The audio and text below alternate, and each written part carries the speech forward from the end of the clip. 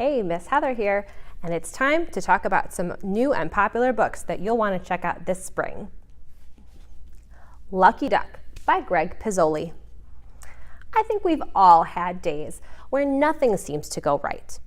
And that's how Susan the Duck is feeling. Too big roller skates, she's out of pickles, but with Wolf hanging around, will this funny story end up with Susan becoming duck soup? Treehouse Town by Gideon Sturrer. Imagine an entire world hiding up in the trees. That's where a cast of kids will show you throughout this entire book. No matter what your interest, swinging from vines, curling up in a squirrel nook to read, there is something for everyone to enjoy in Treehouse Town. Teeny Weeny Unicorn by Sean Harris. Teeny Weeny Unicorn is surrounded by family and a palace where everything is extra large for him, and his brother and sister even use him as a chess piece.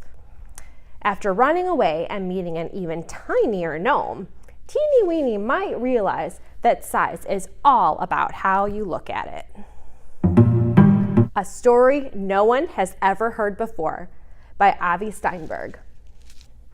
Reading stories is great, but writing your own can be too.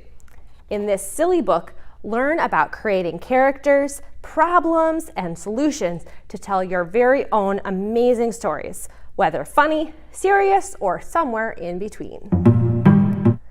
The Boo-Boos of Bluebell Elementary by Chelsea Lynn Wallace. Have you ever visited the nurse at school? Well, Miss Petrie at Bluebell Elementary works hard all day long, tending to boo-boos, boogers, accidents, and illnesses of all kinds. This story will make you feel very thankful for the school nurse. The Three Little Tardigrades, a slightly scientific fairy tale by Sandra Fay. Tardigrades are real tiny microorganisms nicknamed water bears. Mother tardigrade decides that it's time for her three little tardigrades to go off into the world. They travel to different climates, since tardigrades can survive in extreme hot and cold. But can they survive in a world with a wolf spider that's following them? The Princess and the Greedy Pea by Lee Hodgkinson. Once upon a time, there was a greedy pea who gobbled up the royal meal. After that, he had the nerve to nap in the princess's bed. Find out what happens to the greedy pea, because it seems that he has made more than a few bad decisions. The Ocean Gardener by Clara Anganuzzi. Ayla lives in the middle of an ocean on an island surrounded by a coral reef.